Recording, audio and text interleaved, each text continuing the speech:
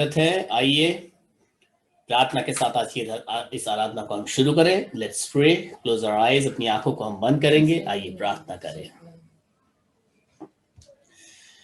Hallelujah, hallelujah, hallelujah, hallelujah Lord Jesus. प्रभु यीशु, प्रभु धन्यवाद देते हैं आज के इस सुंदर दिन के लिए प्रभु, इस सुंदर शाम के लिए प्रभु, कि हम आपकी इस आराधना में शामिल हो सके। प्रभु आज की इस आराधना का ताबा आप लीजिए प्रभु। आपकी स्तुति आराधना जब हम करते हैं प्रभु, तो इसके द्वारा आपको ही मान, महिमा, आदर और गौरव मिलने पाए प्रभु यीशु मसीह। प्रभु आज जितने भी इस आराधना में जुड़ते हैं वे आपके आत्मिक अभिषेक को प्राप्त करें, आप में उन्नति को प्राप्त करें प्रभु, आपके जलाल को प्राप्त करें। होने दीजिए प्रभु, सुनने वाले हरे प्रभु आपकी आत्मा का स्पर्श प्राप्त करें प्रभु। प्रभु कई लोग इसमें जुड़ नहीं पा रहे, उनके लिए प्रार्थना करते हैं प्रभु, उनकी जरूरतों को पूरा कीजिए प्रभु। जिन जिन के लिए प्रभु हम बीते दिनों से प्रार्थना कर रहे हैं प्रभु, उन सबों पर आपकी बड़ी दया रखिए प्रभु। प्रभु आज जो आपकी आराधना करते हैं, जो आपके वचन को सुनाते हैं, उनका अभिषेक कीजिए और आपकी बड़ी महिमा प्रभु इस आराधना में आप प्रकट कीजिए प्रभु। जैसे आज तक भी आपकी मर्जी इस आराधना में पूरी हुई है, वैसे आगे भी प्रभु आप ही की इच्छा स्थान में पूरी होने पाए।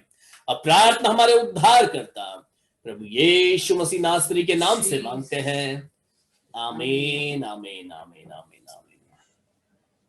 सो आइए आज जेनिफर और उनके साथ में उनका परिवार मिलकर इस आराधना में हमारी अगुवाई करेंगे। सो आइए उनके साथ हम इस गीत के अंदर जुड़ेंगे। Yes Jennifer, you can start. Praise the Lord. Praise the Lord. हम यीशु मसीह को धन्यवाद देना चाहते। आमीन। आइए हम गाने को गा के यीशु मसीह को धन्यवाद देते। आमीन। दिल से आराधना करूं मैं, इस जुबां से नाम तेरा लूं मैं, पूरे दिल से आराधना करूं मैं, इस जुबां से नाम तेरा ही लूं मैं, करता हूँ तेरा शुक्रिया मैं प्रभु, करता हूँ तेरा शुक्रिया मैं, करता हूँ तेरा शुक्रिया मैं प्रभु, करता हूँ तेरा शुक्रिया मैं। तेरे फजल से तेरी दया में लिपटा मैं रहता हूँ, तेरे फजल में तेरी दया में लिपटा मैं रहता हूँ, मैं रहता हूँ।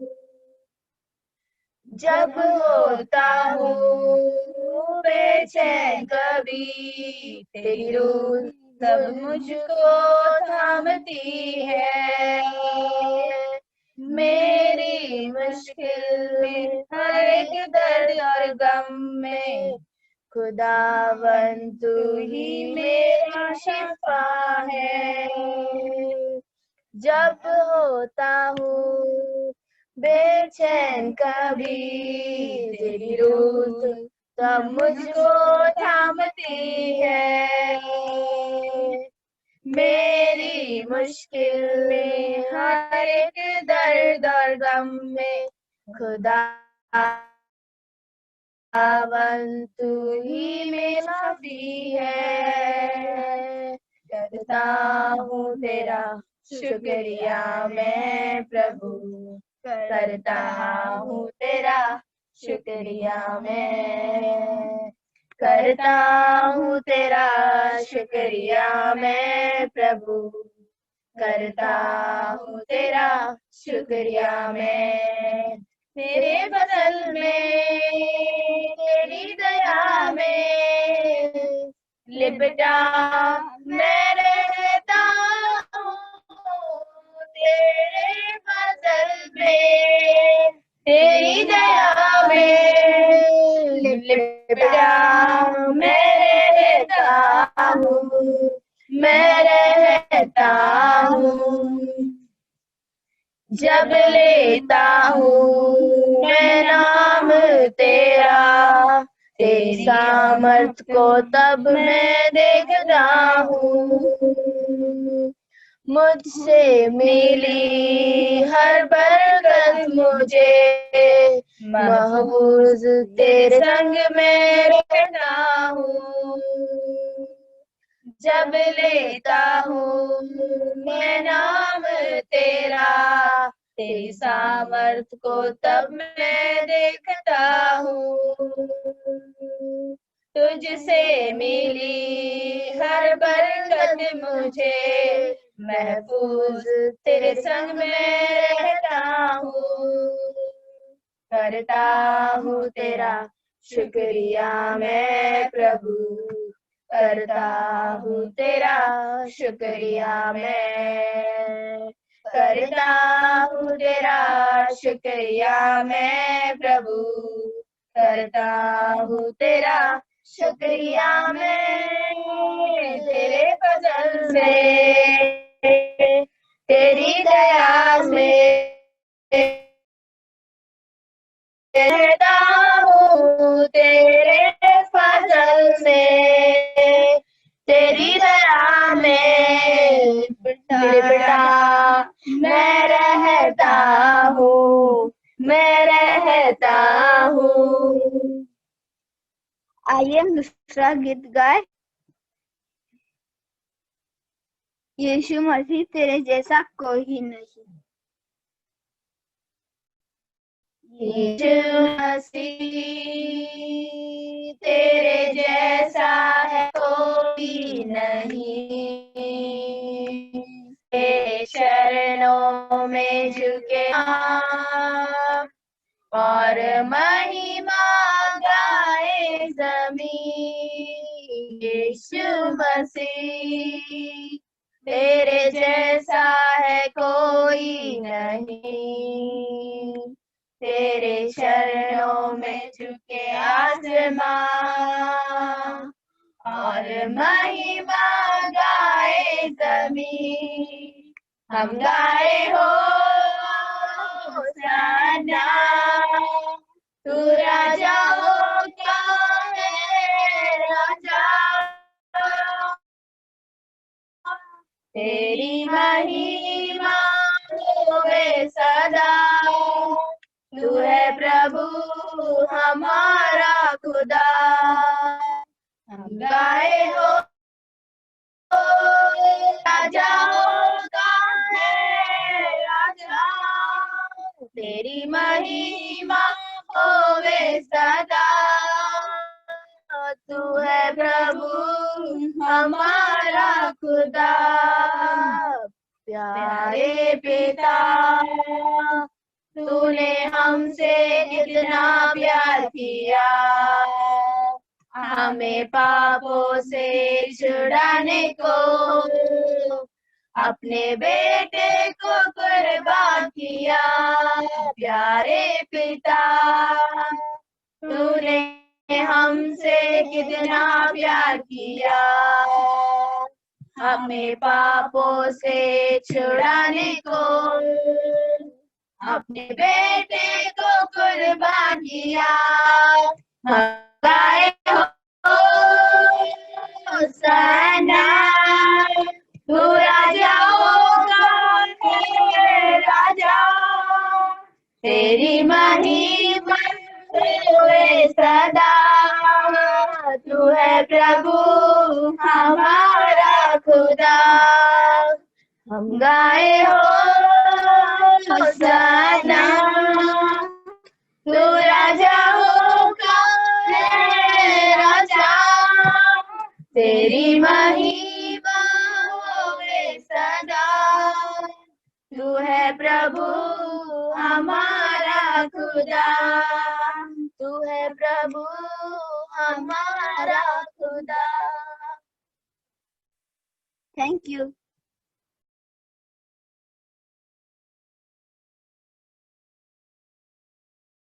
हमने खूबसूरत गीत के द्वारा प्रभु की आराधना की और आज के जो छोटे लीडर थे बहुत अच्छी अगुवाई कर रहे थे कि आज हम कौन सा गीत गाएंगे, कौन सा नहीं गाएंगे। तो आइए आज वही प्रार्थना में हमारी अगुवाई करेंगे, रोनाल्ड प्रेयर में हमारी अगुवाई करेंगे और उसके बाद हम संदेश में आगे जाएंगे। Hallelujah, Praise the Lord. Praise the Lord. आइए हम प्रार्थना करें। Hallelujah hallelujah hallelujah. यीशु आपने अभी तक आपने हम लोग को संभाले रखा, इसके लिए बहुत बहुत धन्यवाद यीशु। यीशु आपने हम लोग को सुबह से लेकर शाम तक आपने हम लोग के साथ रहे, इसके लिए बहुत बहुत धन्यवाद यीशु। यीशु मैं मांगता हूं यीशु अभी सुलमामा जो भी वचन देते यीशु वो सब हम लोग के दिमाग में के जाओ यीशु। सुमा यूट्यूब में कितने भी जन देख रहे हैं यीशु, वो लोग के साथ भी आप रहे यीशु। यीशु जिनको नौकरी से निकाला गया था यीशु आपने वो लोग को और नौकरी में डाला, इसके लिए बहुत बहुत धन्यवाद यीशु। यीशु आपने हम लोग के साथ रहे यीशु। यीशु मैं मांगता हूं यीशु यीशु आप नेक्स्ट का कोई भी प्रॉब्लम ना आना चाहिए, इसलिए बहुत बहुत धन्यवाद यीशु। यीशु आप हम लोग के साथ रहे यीशु। यीशु यीशु आमीन। हालेलुया, आमीन। सो आइए एक खूबसूरत आराधना के बाद, अच्छी प्रार्थना के बाद हम संदेश में आगे बढ़ेंगे और आज का संदेश सिस्टर सिमरन हमारे साथ में बांटने वाले हैं। सो आइए हम सिस्टर सिमरन का स्वागत करते हैं। आज सिस्टर सिमरन वचन में हमारी अगुवाई करेंगे। वी वेलकम यू सिस्टर, आप शुरू कर सकते हैं अपनी प्रार्थना। Praise the Lord. आमीन। हालेलुया। हालेलुया, आमीन। क्या सब आप सुन पा रहे हैं मुझे? बिल्कुल मैं सुन पा रहा हूँ, आपको सभी सुन पा रहे हैं। मैं प्रभु यीशु को धन्यवाद देना चाहती हूँ कि फिर से एक मौका दिया कि फिर से हम वचन को सुने और एक साथ में बैठ के प्रभु के वचन की आनंद ले। और फिर से प्रभु ने मुझे फिर से एक मौका दिया कि कुछ ऐसी बातों पे मैं बात कर सकूं वचन के, इसलिए कोटि को धन्यवाद देती हूँ प्रभु को। और पास्टर जी का भी धन्यवाद देती हूँ कि उन्होंने भी एक प्लेटफॉर्म जो हमें दिया है उसके लिए भी धन्यवाद देती हूँ। प्रभु ने उनके फैमिली और उनके मिनिस्टर को आशीष करे। और मुझे बहुत खुशी होती है जब छोटे छोटे बच्चे प्रार्थना करते हैं और ऐसी ऐसी बातें बोलते हैं। जब हम आंखें बंद करते हैं तो मुझे ऐसा एक आनंद भी आ जाती है और एक हंसी भी आ जाती है प्रार्थना अंदर। और मुझे बहुत अच्छा लगता है जब वो अपने छोटी छोटी बातें करते हैं, मुझे बहुत अच्छा लगता है। प्रभु उन्हें भी आशीष करे। आइए हम वचन की ओर बढ़ेंगे, हम निकालेंगे। आज मेरा जो टॉपिक है परमेश्वर की उपस्थिति, कि परमेश्वर की उपस्थिति में हमें कैसे रहना है, परमेश्वर की उपस्थिति में हमें क्या मिलता है, परमेश्वर की उपस्थिति में हमारे जीवन में क्या होता है। तो हम देखेंगे, गिनती निकालेंगे हम और उसका 16 अध्याय 17 उसका 1 से लेके 9 तक पढ़ेंगे हम। तब यहोवा ने मूसा से कहा, इस्राएलियों से बातें करके उनके पूर्वजों के घराने के अनुसार उनके सब प्रधानों के पास से एक एक छड़ी ले और उन 12 छड़ियों में से एक एक और पर एक एक के मूल पुरुष का नाम लिख और लेवियों की छड़ी पर हारून का नाम लिख, क्योंकि इस्राएलियों के पूर्वजों के घराने के एक एक मुख्य पुरुष की एक एक छड़ी होगी। और उन छड़ियों को मिलाप वाले तंबू में साक्षी पत्र के आगे जहां मैं तुम लोगों से मिला करता हूँ रख दे। और जिस पुरुष को मैं चुनूंगा उसकी छड़ी में कलियां फूट निकलेगी और इजरायली जो तुम पर बुड़बुड़ाते रहते हैं वो बुड़बुड़ाना मैं अपने ऊपर से दूर करूंगा। अतः मूसा ने इजराइलियों से ये बात कही और उनके सब प्रधानों ने अपने अपने लिए अपने अपने पूर्वजों के घराने के अनुसार एक एक छड़ी उसे दी। इस प्रकार 12 छड़ियां हुई और उनकी छड़ियों में हारून की भी छड़ी थी। उन छड़ियों को मूसा ने साक्षी पत्र के तंबू में यहोवा के सामने रख दिया। दूसरे दिन मूसा साक्षी पत्र के तंबू में गया तो क्या देखा कि हारून की छड़ी जो लेवी के घराने के लिए थी उनमें कलियां फूट निकली, अर्थात उसमें कलियां लगी और फूल भी फूले और पके बादाम भी लगे हैं। तब मूसा उन सब छड़ियों को यहोवा के सामने से निकालकर सब इस्राएलियों के पास ले गया और उन्होंने अपनी अपनी छड़ी पहचान कर ले ली। हालेलुया। हम यहाँ पे देखेंगे कि जैसे हम ये पूरा मैं समझाने जाऊंगी तो बहुत टाइम जाएगा, तो मैं जो मेरा मेन इसमें है जो मैं आपको बताना चाहती हूँ वो मैं आपको बताऊंगी इसके बारे में। जैसे कि मूसा के टाइम में बहुत सारे लोग, जब मूसा ने उनको गुलामी से निकाला, गुलामी से निकालने के बाद फिर उन्होंने एक स्थान बनाया जहाँ पे परमेश्वर का तंबू कहलाता है, और वहाँ पे जो परमेश्वर की उपस्थिति है, जो परम पवित्र स्थान है, वहाँ पे 12 गोत्र के 12 छड़ी लेके उस स्थान में रख दिया।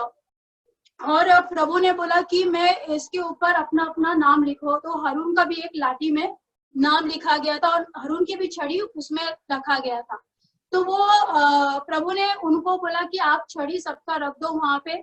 और फिर वहां पे देखा कि रात को जब रखा गया है, फिर दूसरे दिन आके देखा कि उसके अंदर क्या आया, फूले आए और फूल आए और बादाम भी आ गए। आमीन। इसका मैं इसके बारे में आपको क्या बताना चाहती हूँ, जैसे कि हमारा जो जीवन, जो हम भी एक क्या थे, एक मतलब एक इमेजिन भी नहीं, मतलब हम हमारे सोचने से बाहर है कि एक सूखी हुई लकड़ी जो इंसान जला देता है, वो रातों रात परमेश्वर के भवन में की जो सूखी हुई लकड़ी रखी हुई थी।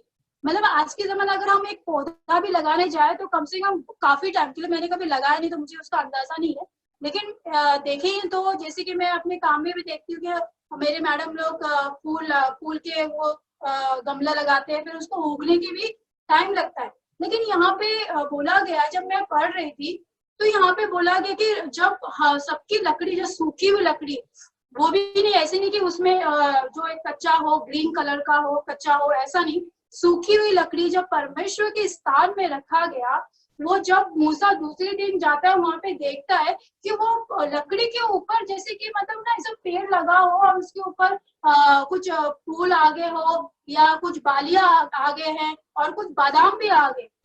मतलब इतना अद्भुत है ये चीज कि वहां पे परमेश्वर की उपस्थिति में कितना अद्भुत चीज हो गया कि वहां पे एक रातों रात दूसरे दिन ही उसमें क्या है, उसमें एक जान आ गई। तो आज हम वो सूखी लकड़ी है, आज वो हम सूखी लकड़ी थे जब हम परमेश्वर को नहीं जानते थे।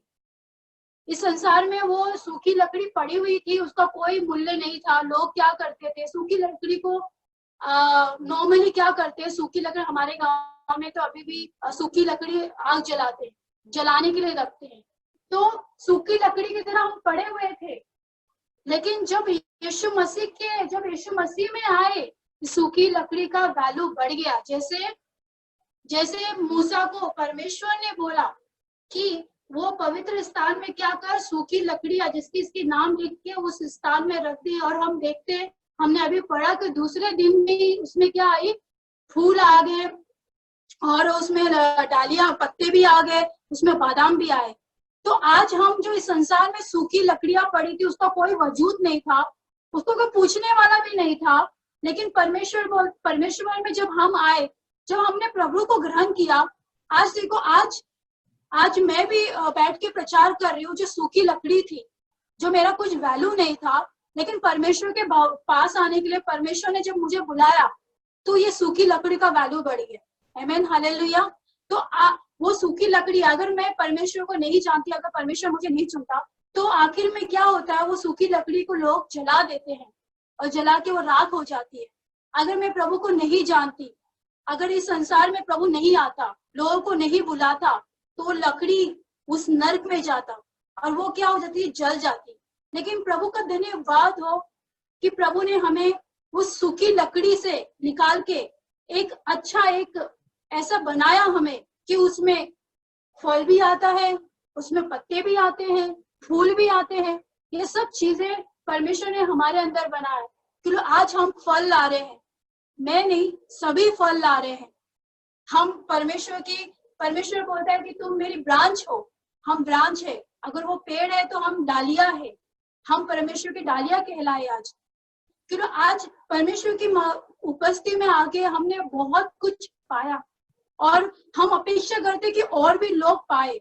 जब हम परमेश्वर की उपस्थिति में आते हैं तो हमारा जीवन ऐसे बदल गया। वो सूखी लकड़ी में इतनी जान आ गई। आज हम वो सूखी लकड़ी है और आज हमारे अंदर एक जान आ गई। परमेश्वर ने अपने प्रेम से, अपने बलिदान से, अपने बहुत सारा प्रेम से हमें क्या किया, उसमें बहुत सारा क्रिएटिव चीज कर दिया। आज हम चल सकते हैं, फिर सकते हैं, प्रभु के लिए हम प्रचार कर सकते हैं। वो सूखी लकड़ी में जान डाल दी। आज हम एक सूखी लकड़ी थे, लेकिन प्रभु ने आज हमारे अंदर जान डाल दी कि हम क्या करें, वो कार्य में लाए। तो बहुत सोचने वाली बात है, अद्भुत बात है कि प्रभु के भवन में जो भी आता है उसका जीवन सूखी लकड़ी की तरह नहीं होता है, लेकिन उसका जीवन एक फलदायक जीवन होता है। उसमें अधिक से फल लगे होते हैं उस झाड़ के ऊपर। आज वो झाड़ हम है, आज वो सूखी लकड़ी हम है। और मैं एक गर्व से कहती हूँ कि प्रभु ने मुझे वो जो जिसका वैल्यू नहीं था, जो लोग कूड़े में फेंक देते हैं, जला देते हैं, लेकिन प्रभु ने हमारी उसकी उपस्थिति में लाके प्रभु ने उसका मूल्य बढ़ा दिया। प्रभु सूखी लकड़ी को भी एक जान दे दिया। प्रभु का मैं धन्यवाद देती हूँ कि सही में प्रभु हमसे इतना प्रेम करता है कि वो हमें कहाँ पे भी, कौन सी भी परिस्थिति में पड़े क्यों ना हो, उस समय भी हमें चुन लेता है। तो ये एक बात हुई कि हमने परमेश्वर की उपस्थिति में जब आए तो हमारे जीवन में क्या हुआ।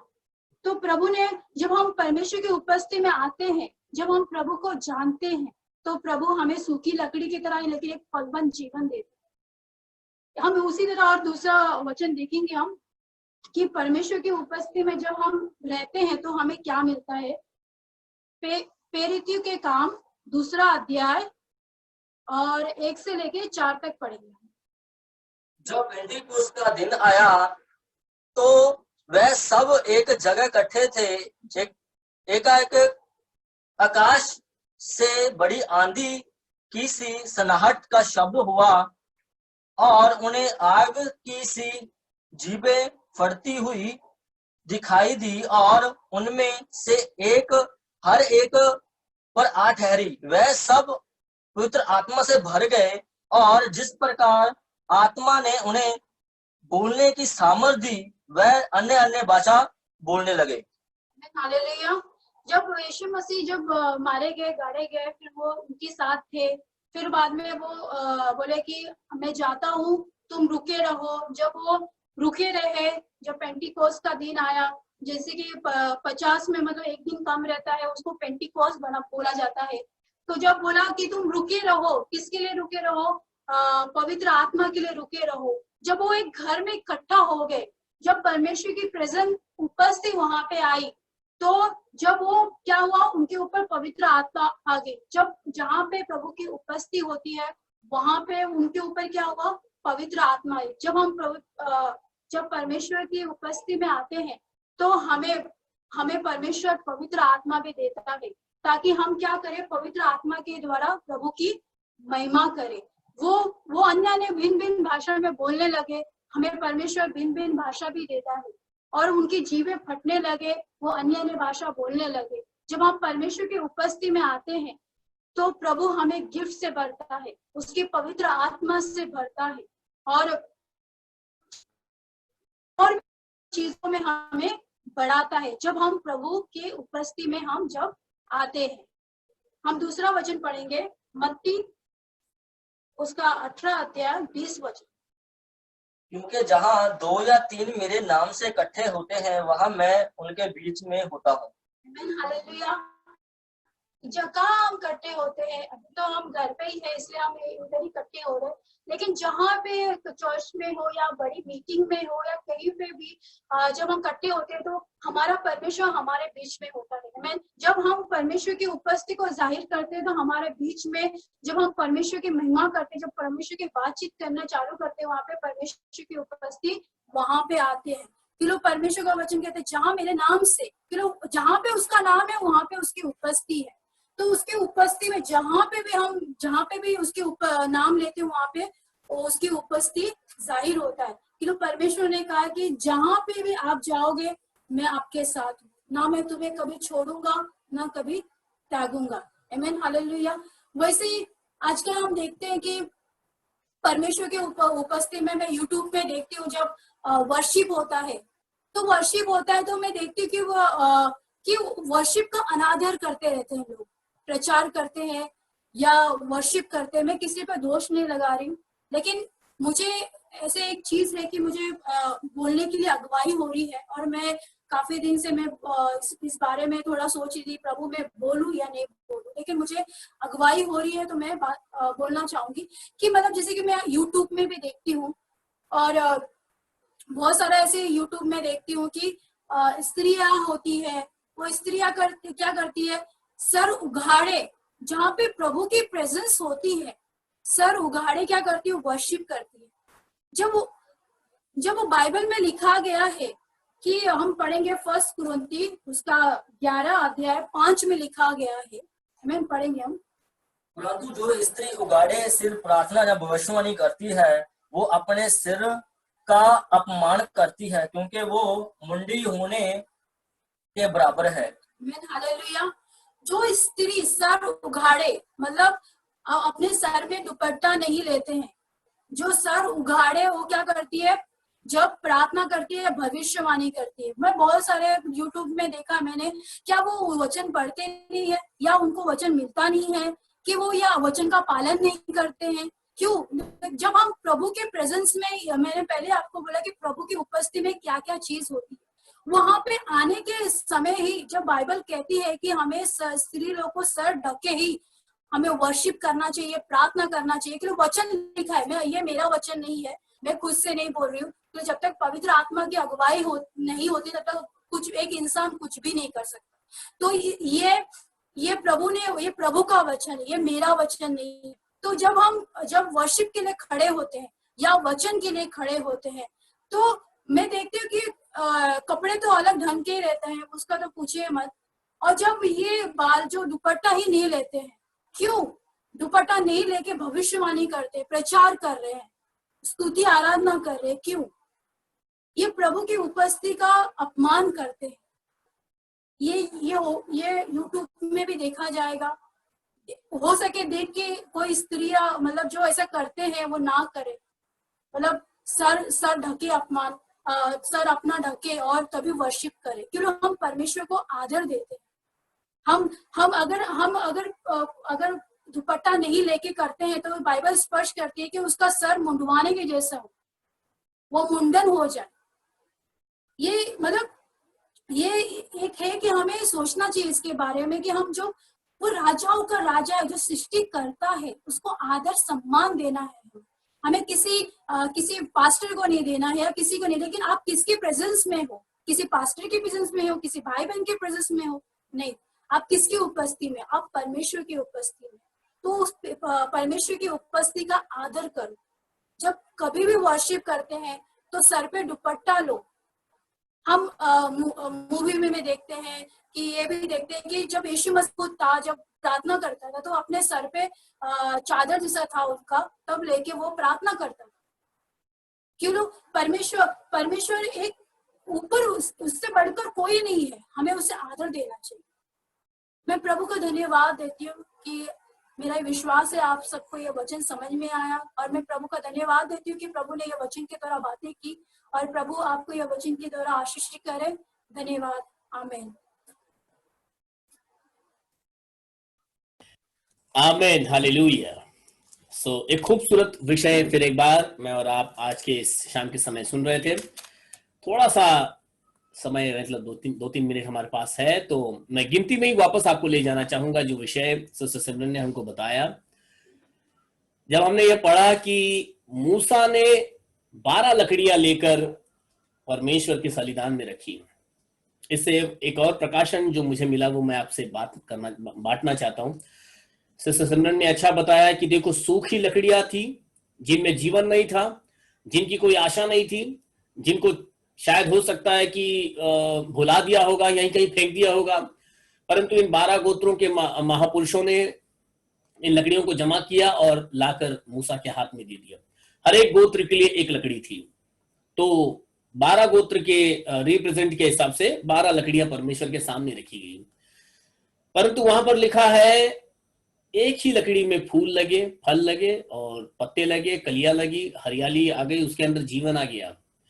इसका सीधा सीधा तात्पर्य तो ऐसा दिखता है, एक तो सही बात जो सिस्टर ने बताई कि देखो बेजान चीज में जीवन आ गया। दूसरी बात मैं बताना चाहूंगा, 12 लकड़ियां होने के बावजूद सिर्फ एक ही लकड़ी में आया वो। इसका क्या मतलब है? कलीसियाएं मसीहियों से भरी पड़ी हैं। 5,000 की कलीसिया, 10,000 की कलीसिया, 500 की कलीसिया, 100 की कलीसिया, लोग बहुत भरे पड़े हैं और हर कोई अपने आप में अपने आप को कुछ समझता है। परंतु ये वचन हमको बताता है सिर्फ उसी लकड़ी में फूल लगे जिसे परमेश्वर ने चुना था। आमीन। परमेश्वर ने कहा था उन लकड़ियों को मेरे सामने रखना और मैं चुनूंगा कि कौन प्रधान होगा, कौन याजक महायाजक बनेगा। और परमेश्वर ने एक ही रात के अंदर हारून की लकड़ी के अंदर वो फूल और फल लाकर ये चिन्हित कर दिया, ये बता दिया कि हारून का घराना जो है वो परमेश्वर की अगुवाई करेंगे, मतलब याजक पद को प्राप्त करेंगे, वो चुने हुए थे। मेरे कहने का तात्पर्य यह है कि बुलाए हुए तो बहुत है परंतु चुने हुए थोड़े हैं। मुझे और आपको यह जानना है कि आज यदि सालों से हम अपने आप को क्रिश्चियन कह रहे होंगे, परमेश्वर के सामने रख रहे होंगे, परमेश्वर तो सूखी लकड़ी में जीवन डालने वाला है। कई जगह पर इस उदाहरण को हम देख सकते हैं कि परमेश्वर जो सूखी हड्डियों में भी जान डालने वाला परमेश्वर है, जिसने सूखे हुए इजराइल को जीवन दे दिया और इजराइल फिर से खड़ा हो गया है। आज हम इसकी गवाही देखते हैं, पूरा इजराइल अपने पैरों पर खड़ा है, एक बड़ा देश बनकर खड़ा है। वो पूरी तरह से सूख चुका था, नेस्त नाबूद हो चुका था, खत्म हो चुका था, परंतु परमेश्वर ने उसमें जान डाल दिया। तो सोचने की बात यह है कि आज हम में से वो कौन चुने हुए हैं, वरना जीवन तो जहां से शुरू हुआ था अंत तक सूखा ही पड़ा रहेगा। जबकि हम परमेश्वर के सामने ही मौजूद हैं, परमेश्वर की उपस्थिति में ही जा रहे हैं, परंतु फिर भी हमारी लकड़ियों में फूल नहीं लग रहे हैं, फल नहीं लग रहे हैं, हरियाली नहीं आ रही है। क्यों नहीं आ रही है? क्योंकि अभी तक हम चुने ही नहीं गए। चुने कैसे जाएंगे? जब तक कि अंदर से पुकार नहीं आएगी हमारे। हम जब पुकारेंगे कि प्रभु तू मुझे चुन ले, प्रभु मेरा चुनाव कर, मुझे अपने लिए इस्तेमाल कर, प्रभु मुझे अपने राज्य का वारिस बना, परमेश्वर की दृष्टि आप पर कैसे जाएगी? परमेश्वर तो निरंतर आपको देखता ही है, परंतु वो दो तरफा व्यवहार करता है। परमेश्वर ने आपको आशीष दे दिया है, परमेश्वर ने आपको बुलाया है, परंतु अभी आपकी पुकार उस तक पहुंची ही नहीं है। अब तक हम में से कईयों को ऐसा लग रहा होगा कि आशीष तो अपने आप ही हमको आ जाएगी, हम तो सिर्फ, हमें सिर्फ चर्च जाने से मतलब है, हमें तो दान दशमाल डालने से मतलब है, हमें तो सिर्फ गीत गाने से मतलब है। परंतु जब तक दिल से दिल का नाता जुड़ेगा नहीं, जब तक आपके हृदय से परमेश्वर का नाता जुड़ेगा नहीं, फूल उन लकड़ियों में लगेंगे नहीं। हालेलुया। हमें गंभीर होने की जरूरत है। कई विषय हैं हमारे पास, इन सारी चीजों को हमें ध्यान रखना होगा कि क्या मैं चुना हुआ हूं या सालों से मैं सिर्फ अपना समय ही बर्बाद कर रहा हूं। यदि नहीं चुने गए तो आज से मांगे, खुदा मुझे चुन ले अपने राज्य के लिए, क्योंकि समय बता देगा, न्याय का समय पलक झपकते आ जाएगा। हमें लगेगा कि सबके साथ हम भी चले जाएंगे, परंतु ऐसा नहीं होने वाला। पलक झपकते ही जिनकी लकड़ियों में फूल लगे होंगे, जिनकी लकड़ियों में बादाम लगे होंगे, ये लकड़ियां हरियाली को पाए होंगे, पलक झपकते ही स्वर्गीय राज्य के अधिकारी बन चुके होंगे। हालेलुया। लेकिन जिनकी लकड़ियों में फूल नहीं लगे हैं रह जाएंगे। सो हमारी तैयारी शुरू हो जाए आज से ही। कौन से क्षेत्र में हम पीछे हैं, हमारे जीवन की कौन सा वो क्षेत्र कमजोर है, हमें और कहां तैयार होने की जरूरत है, हम प्रभु के सामने अपने आप को तैयार करें। आइए इन्हीं सारे वचनों को अपने सामने हम रखें, अपनी निगाहों में हम रखें, अपना खुद का परीक्षण भी करें और आइए प्रार्थना के साथ आज के सभा को हम समाप्त करें। और मैं चाहूंगा कि आज सिस्टर शीला प्रार्थना में हमारी अगुवाई करेंगे, कन्नाडा में प्रार्थना करेंगी वो, और आइए उनके साथ में इस प्रार्थना में हम जुड़ेंगे। सिस्टर शीला, आप प्रार्थना में। Praise the Lord. Praise the Lord. Hallelujah, hallelujah, hallelujah. ಯೇಸುವೆ ಕರ್ತವಪ್ಪ, ಅಪ್ಪ ಸ್ವಾಮಿ ಬಯ್ಯದ ಪೊರ್ತೆಡು ಕರ್ತವ, ಇರ್ನ ಮಹಿಮೆಯನ್ನು ಕೊಂಡಾಣಂಚಿತಿನ ಮಲ್ಲ ಭಾಗ್ಯನು ಕೊರಿಯರ ಕರ್ತವ, ಐಕಾದಿರಿಗ ಸ್ತೋತ್ರ ಕರ್ತವ ಸ್ವಾಮಿ ಅಪ್ಪ. ಅಪ್ಪ ಸ್ವಾಮಿ ಅಪ್ಪ, ಎಡೆಡ್ಡ ವಾಕ್ಯ ನೀರ್ನ ಜುಮ್ತ ಮುಖಾಂತರ ಕೇನೊಂದಲ್ಲ ಕರ್ತವ, ಐಕಾದಿರಿಗ ಸ್ತೋತ್ರ ಕರ್ತವಪ್ಪ. ಇರ್ನಪ್ಪ ಗಾನಕ್ಕೇನೊಂದಲ್ಲ ಜೋಕಲ ಮುಖಾಂತರ ಕರ್ತವ ಸ್ವಾಮಿ, ಐಕಾದಿರಿಗ ಸ್ತೋತ್ರ ಕರ್ತವಪ್ಪ. ಇರ್ನ ವಾಕ್ಯನಪ್ಪ ಎಂಕಲ್ ಕೇನೊಂದಲ್ಲ ಕರ್ತವಪ್ಪ, ಆ ವಾಕ್ಯದ ಮುಖಾಂತರ ಎಂಕಲೆ ನಡಪಲೆ ಕರ್ತವ ಸ್ವಾಮಿ ಅಪ್ಪ. ಅಪ್ಪ ಎಂಕಲು ಅನೇಕ ಎಂಕಲು ಮನುಷ್ಯ ಮಾತ್ರ ದಕ್ಕಲು ಕರ್ತವಪ್ಪ, ಅನೇಕ ತಪ್ಪು ಮಲ್ತೊಂದಲ್ಲ ಕರ್ತವ ತೆರೆದ ಅನೇಕ ತಪ್ಪುಗೆ ಎಂಕಲೆ ಕ್ಷಮೆ ಕೊರ್ಲೆ ಕರ್ತವ ಸ್ವಾಮಿ ಅಪ್ಪ. ಇರ್ನ ನೆತ್ತೆರನ ಎಂಕಲೆ ಶುದ್ಧ ಮಲ್ಪಲೆ ಕರ್ತವಪ್ಪ. ಎಂಕಲು ಮೈನ್ ಮೊದಲಿಂಗೆ ಆದಿ ಇರ್ನ ಬಿರಾಡ್ ಬೈದ ಅಂಚಿತ್ತಿನ ಎಂಕಲೆ ಭಾಗ್ಯ ನೀರ್ ಕೊರ್ಲೆ ಕರ್ತವ ಸ್ವಾಮಿ ಅಪ್ಪ. ಎಂಕಲ ಪ್ರತಿ ಒಂಜಿ ದೇಹದ ಕಲ್ಮಶ ನೀರ್ ಗೆತ್ತ ಪಾಡ್ಲೆ ಕರ್ತವ ಸ್ವಾಮಿ ಅಪ್ಪ. ಎಂಚನ್ ರೀತಿ ನಡಪಡು, ಎಂಚ ರೀತಿ ಪಾತೆರಡಪ್ಪ, ಎಂಚ ರೀತಿ ಕುಲ್ಲಡ್ ಪಂದಿ ಈರೆಂಕಲೆ ಕಲ್ಪಲೆ ಕರ್ತವ ಸ್ವಾಮಿ ಅಪ್ಪ. ಇರ್ನ ವಾಕ್ಯಡ್ಕೇಂಡ ಇರೇರ್ದು ಮಲ್ಲ ದೇವೇರಿ ಏರ್ಲ ಇಜ್ಜಿ ಕರ್ತವ ಸ್ವಾಮಿ. ಇರೇ ಜೀವೆತ್ತಿನ ದೇವೇರ ಕರ್ತವ ಸ್ವಾಮಿ ಅಪ್ಪ. ಈರೆಂಕಲೆ ನೀರ್ ಆಶೀರ್ವಾದ ಮಲ್ಪಲೆ ಕರ್ತವ ಸ್ವಾಮಿ ಅಪ್ಪ. ಈ ವಾಕ್ಯ ಡೆಡ್ಡ ಸೇವಕರ ವಾಕ್ಯ ಕೊರಂದಿಲ್ಲೇರಪ್ಪ, ಆ ಸೇವಕರ ನೀರ್ ಆಶೀರ್ವಾದ ಮಲ್ಪಲೆಪ್ಪ. ನನ್ನ ಎಂಕಲೆ ಎಡ್ಡೆಡ್ಡ ವಚನಕಾರನ ಮುಖಾಂತರ ತಿಕ್ಕುಲೆಕ್ಕ ಈರ ಆಶೀರ್ವಾದ ಮಲ್ಪಲೆ ಕರ್ತವ ಸ್ವಾಮಿ ಅಪ್ಪ. ಅಪ್ಪ ಕರ್ತವ ಸ್ವಾಮಿ ಅಪ್ಪ, ಈ ವೈರಸ್ ಬರನುಂಡು ಕರ್ತವಪ್ಪ. ವೈರಸ್ನಪ್ಪ ಎಂಕಲೆ ವಾಯಿರ್ನ ಜೋಕಲೆ ಪಲಿಸನ ಲೆಕ್ಕ ಕಾಪಲೆ ಕರ್ತವ ಸ್ವಾಮಿ.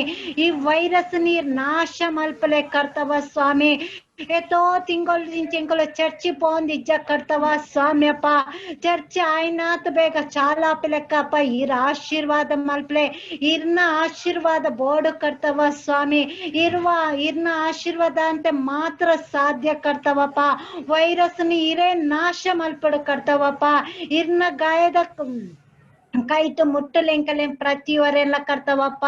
ಅಪ್ಪ ಸ್ವಾಮಿ ಅಪ್ಪ, ಇವಪ್ಪ ಎಂಕಲ್ ನಾನಾ ರೀತಿಯ ಚಿಂತೆಡುಲ್ಲ ಕರ್ತವ ಸ್ವಾಮಿ ಅಪ್ಪ.